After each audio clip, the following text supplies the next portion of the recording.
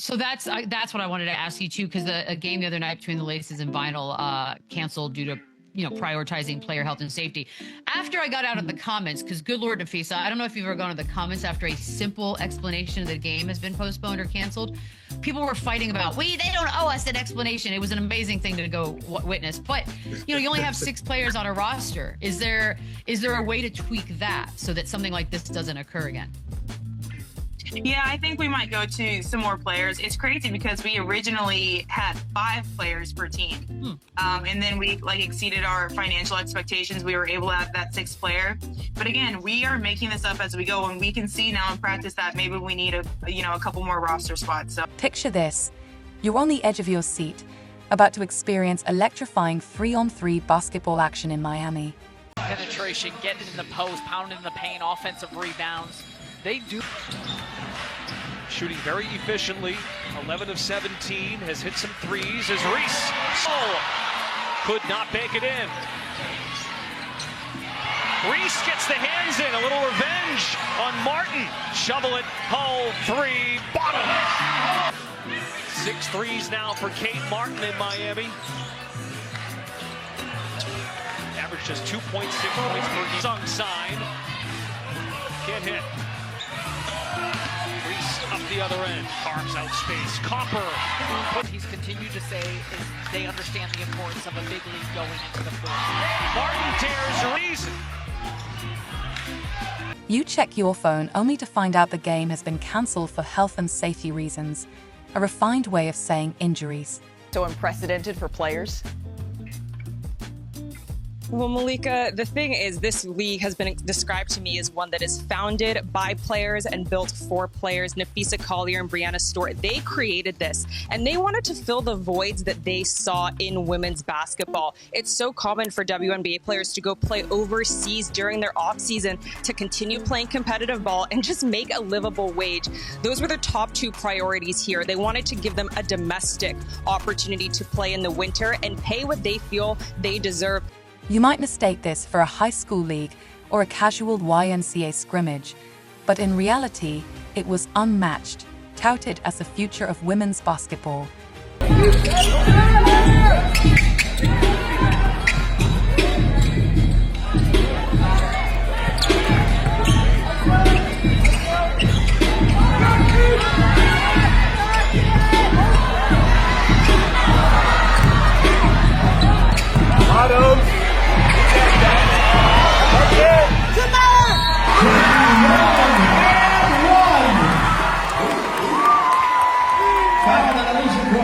Ratings are plummeting and injuries are piling up.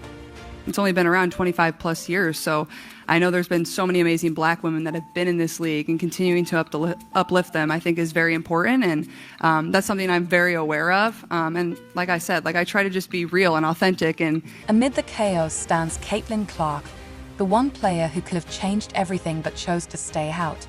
And here's the kicker. It was the smartest decision she could have made. Differences, right, with Unrivaled compared to the W. Of course, you see the courts, they look a little bit different. It is a 3-on-3 league. How do you think players have adapted to this style of play? I think it's really fun. I mean, taking those 2 extra people off of each team, the whole premise is we have the best players in the world here. We want to showcase their talent. And so to give us more room on the court, room to experiment and play and showcase our skills, I think it's been really fun. The game is so fast-paced as well. I think what makes it so entertaining for fans, too. And then that 4th quarter, of course, is just like you in on a game winner every single game. So what more can you... You said best players in the world. I mean, we're talking W champs, we're talking former MVPs, Olympic gold medalists. How do you think this unique... Today, we're diving deep into the controversy, the fallout, and why Caitlin Clark's decision to pass on Unrivaled wasn't just bold, it was visionary. Stick around for proof that Caitlin was right all along. I got a technical for being mad at myself after missing a 3. I hit the backboard out of frustration, and the ref told me it was disrespectful to the game of basketball. It reminded me of that technical I got in college just for saying, damn it. It wasn't about my team, the refs, or the opponent. It was just personal frustration. Asterisk. Her electrifying play transformed the Indiana Fever into the WNBA's most watched team. They averaged over 17,000 fans per game, and fever matchups dominated the season's TV ratings. In fact, Caitlyn's games *** drew more viewers than some NBA matchups ***, a rookie in the WNBA outpacing NBA stars. That's power. Critics may downplay her impact, but the numbers don't lie. Without Caitlyn, Unrivaled lacked the one player who could cut through the noise of competing sports leagues.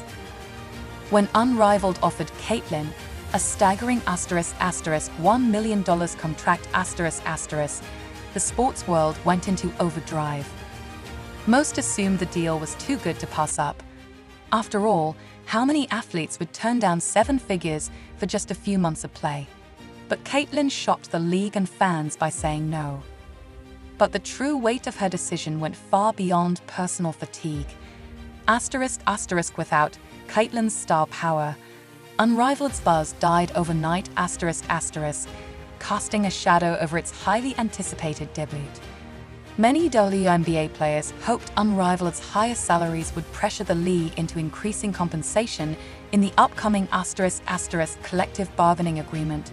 CBA ***, Caitlyn's refusal to join the cause initially looked like a betrayal of the movement for better wages in women's basketball. She's done. She just alienated a huge portion of her fan base. My Twitter feed is littered with people saying, "I'm done with her." From her fiery court presence to her intense rivalries, she thrives under the spotlight. Some argue she embraces the heat, recalling moments like Unrivaled's small rosters and rapid style of play were an *** recipe for injuries ***. She saw the risks coming from miles away. In an era where athletes are pushed to their limits for short-term rewards, Caitlyn *** chose longevity over immediate financial gain ***. By sitting out, she safeguarded her future in the WNBA and preserved her role as an *** game changer for women's basketball as a whole ***. Unrivaled's high-octane, full-court 3-on-3 format was designed to keep fans glued to the action. But the relentless pace left little room for recovery.